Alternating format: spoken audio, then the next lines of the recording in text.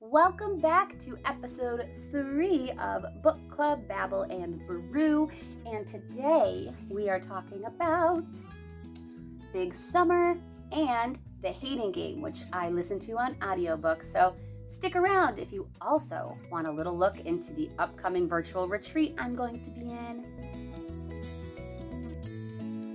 Hello, my name is Jennifer Aline. I am a freelance writer, a social media manager, the mother of twin girls, and my debut novel, That Age, is coming out winter of 2020-2021. Last Book Club Babble and Brew episode, I said that I was, still reading Big Summer by Jennifer Weiner. I just finished an audiobook.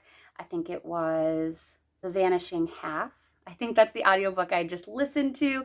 So we are going to talk today about Big Summer, which I finally finished. I have a lot of thoughts on this book, and I'll first start off saying that I love Jennifer Weiner. Kermit the kitten is also right here making noise, and he may show up in this video. I love Jennifer Weiner. I have Good and Bad back here, which is like my favorite book she's written ever and got me really into women's fiction. And I've read a bunch of her books. I love her. I love her positive message that she puts on her social media platforms. And I loved the story that this had. The main character was a plus size influencer on Instagram. So it was really very timely, very relatable to the real world, how there are influencers like crazy on social media platforms, mostly on Instagram. And it was, honestly, when I think about this book, it was broken into two parts.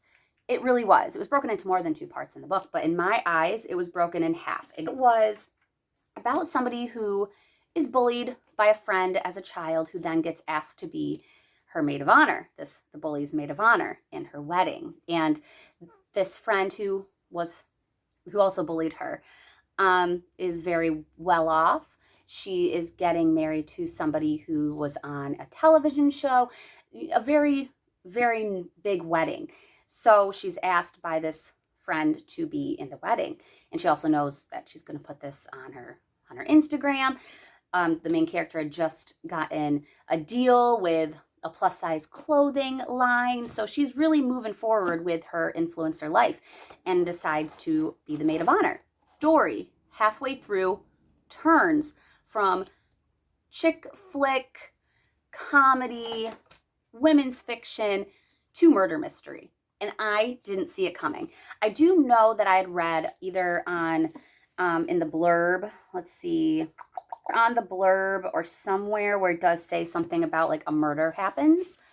And I think I just kind of pushed that aside. And I will say at the beginning, the only bad-ish thing that I have about this book, because I don't like to say a lot that's negative about this author because she's freaking great.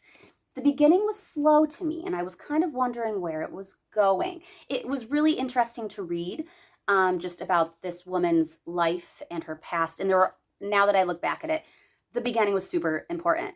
But then there is a huge just click, and this fun, easy to read women's fiction book becomes a murder mystery really quick.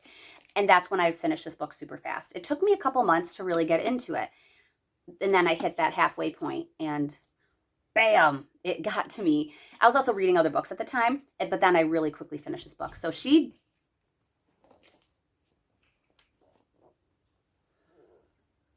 great job making characters. Her ability to create very realistic, relatable characters, especially like Daphne, who's the main character in this book. Characters were great as well. I think everybody has a friend who, a quote unquote friend who maybe didn't treat them the way they really wanted to be treated growing up. They also had those friends who were probably bullied a little bit more than them growing up. We all have those people in our lives. And I will say at the end, everything just connects. The beginning, pay attention to everything going on at the beginning. It's going to be very crucial to the second half of this book when all of a sudden you can't stop reading, because that's what happened to me. For the summer, you want to read this book, Kermit? It was a good book. And I want to read the beginning again because I feel like there are some secrets hidden in there that I would love to read into more. The second book that I read in the last month-ish, didn't really read, listened to, was The Hating Game by Sally Thorne. I recently, think on the first Book Club Babble and Brew, discussed 99% Mine, which I read, which was also by Sally Thorne, and now I'm hooked on her. I love her stuff. This was her first book, and actually I believe is supposed to be a series on HBO or a movie or something. I'm not sure because of COVID how much of that is happening. But I'd heard it was really good, and I wanted to listen to it. And since I've been traveling a little bit more, I got the chance to listen to it. And Sally Thorne does a great job with characters. She does a great job making the love interests not all the same, at least between these two books. Very different characters, very different storylines, very unique. And this is about these two coworkers that their publishing houses they worked at merged, and they have like a hate relationship. They're always making fun of each other and always staring each other down and trying to one up each other, and it's like a game to them.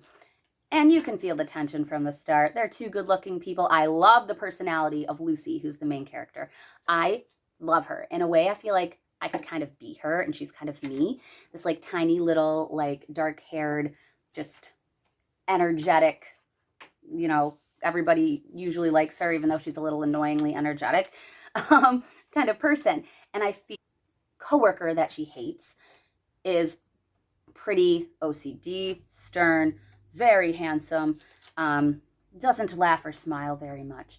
So that's the kind of relationship that it is. And they both are going for the same higher level position. And things happen, and you got to read it or listen to it. It's good. I really do like Sally Thorne and how she creates her stories and how she creates her characters and how everything is. I was expecting, there to be some similarities between maybe the love interests, because that does happen with some authors, is the love interests are all a little similar, maybe because of self-insertion. Maybe the author wants to put their attractions into that partner or that love interest or whatnot. But I did like how these two were different. And looking at, I keep talking about 99% Mine as well. Looking at The Hating Game and 99% Mine, these characters were totally different. And I know that sometimes on her like Instagram, people put, they put who do you like a little bit more, or who are you more like? I definitely think I relate a ton to Lucy, who's the main character in The Hating Game. But I have to say that I'm forgetting his name, Tom. I feel like I would totally go for Tom, and maybe Lucy and Tom should just be in a book together. No, they shouldn't, because Lucy and Joshua they had a great chemistry. They were fun to read about. They were funny. It was a good, just easy to read, easy to listen to book. And Sally Thorne is definitely an author to watch out for. The two books that I finished over the last month-ish, what I have next in line, which I think is going to take a little while. Honestly, I think it's going to take like a couple months to get through these. I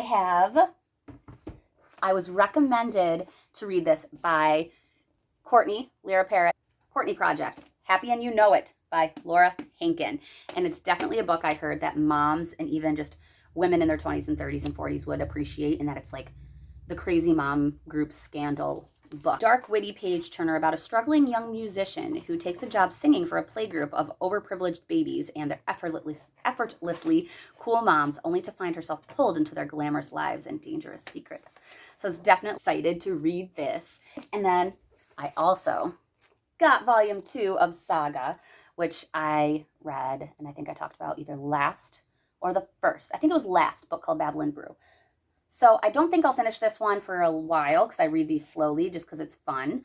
I'm also, on top of this, listening to Beach Read on audiobook. So I do think that the next one I can discuss will be Happy and You Know It and Beach Read, which will be a good way to kind of end the summer videos for Book Club Babble and Brew before we get into fall.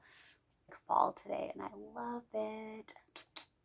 The next one that we review along with Beach Read. Book Club Babble and Brew, I wanted to talk a little bit about the Authortube Virtual Retreat that is coming up in September. We had one a couple months back at the beginning of quarantine of COVID, and we are having another, and it's going to be a 2-day long one, a Saturday and a Sunday. It's going to be September 12th and September 13th, and I'm doing a whole bunch of stuff. To be doing a workshop on tricks and tips for writing multiple character points of view. That's like my favorite thing to do. I don't think I've ever written a book since I was like a kid that is just one person the entire book. I love multiple character point of view. So I'm going to talk about that in my workshop, which is Saturday. I'm also going to be on the panel, I believe, that night, which is, I think, right after my workshop. My workshop's at 8 on that Saturday. I think the panel's at 9. And that's a traditional authors panel where I think we're going to talk about querying and pitching and agents and this and that and the process. So that's going to be fun.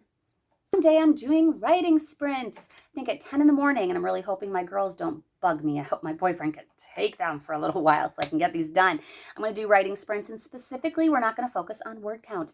I want people to share a sentence they wrote or a little scene they wrote during the sprints. I want to share some quality of the book, not the quantity. I want to share some of the meat of the book with us. So that's going to be the writing sprint on the 13th, Sunday the 13th.